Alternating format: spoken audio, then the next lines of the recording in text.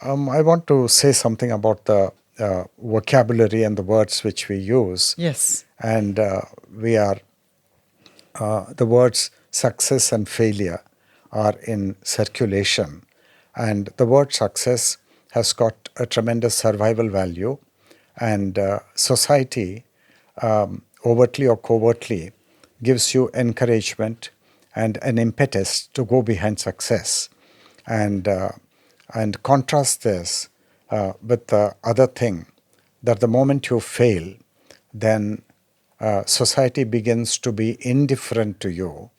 And society, if you're successful, society could be jealous of you. That's another factor we have to consider. And your competitors and your peers, for example, they could be jealous of you that you're so successful. That's a thing you got to deal with in your life and relationship. And on the other hand, if you get into the hole of failure, then it appears that you have a tendency to run from society. You don't want to show your face anywhere. And because everywhere people are applauding success, and society and individuals who make up societies, they don't seem to know how to deal with failure. That's the first thing. But as you have discovered very well in your own life, that there has to be a genuine ending and a dying and a termination of one chapter in life before a brand new chapter can take birth. So that failure is actually a turning point, in that one cycle of life, one chapter of life comes to an end, and then without that coming to an end, the next chapter and the next cycle of life is not going to commence. So it's the way the whole of nature works. There are the seasons. One season ends and another season begins, and the earth is spinning on its own axis and going around the sun. So everything works in cycles. And but man is very uncomfortable with failure, and he is unable to deal with failure. He is unable to glean from that failure the deeper meaning of that failure. And if he did draw from that failure the deeper meaning and the deeper significance, in that it is giving you an opportunity to die and close a chapter, not physically die, but psychologically die and close a chapter, so that your consciousness becomes virgin ground before a new beginning happens, a new dawn happens. It's now become virgin ground. It was overused, and so there was destruction. You lost everything.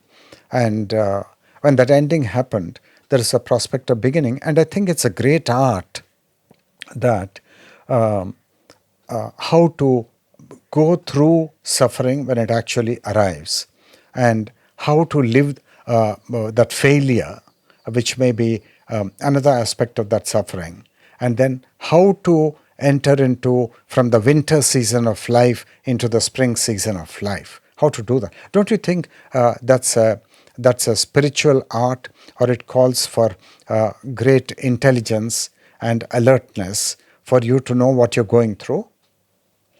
And it's very difficult to realize what you're going through.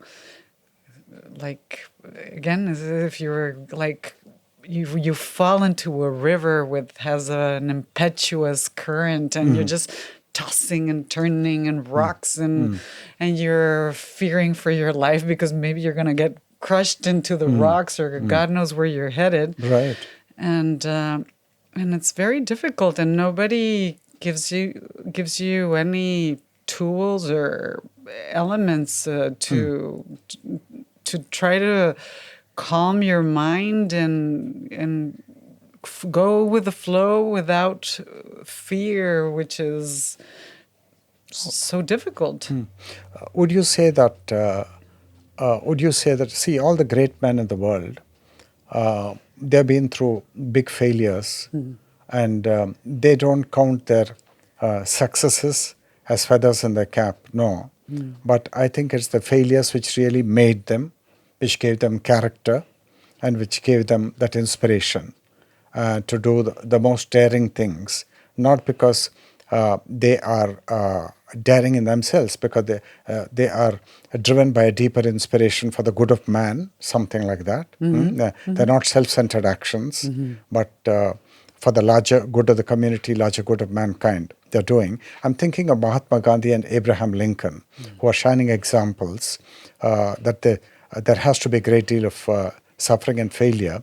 And don't you think it calls for great intelligence to actually consciously, after you drunk the wine of success or drunk the wine of fulfillment, then you have a precipitous fall and you fell into the pit of dishonor and disgrace, and then you're not embarrassed by it because you're probably well taught about all these things. Then you go through the whole thing, and then you come to a second birth. And don't you think it needs a great deal of intelligence and a great deal of teaching so that you can navigate through these dark currents with intelligence and awareness, so that you do pick up in these moments the most important thing in the human life drama, namely the mysterious nature of life, and which becomes available to you not when you're successful, but when you fall down the precipice, when you fail. It takes, I think, a lot more courage and trust in yourself and in that part of you that is divine, than when everything is good and going well and successful. There's no need to trust in you as when you are going through a failure.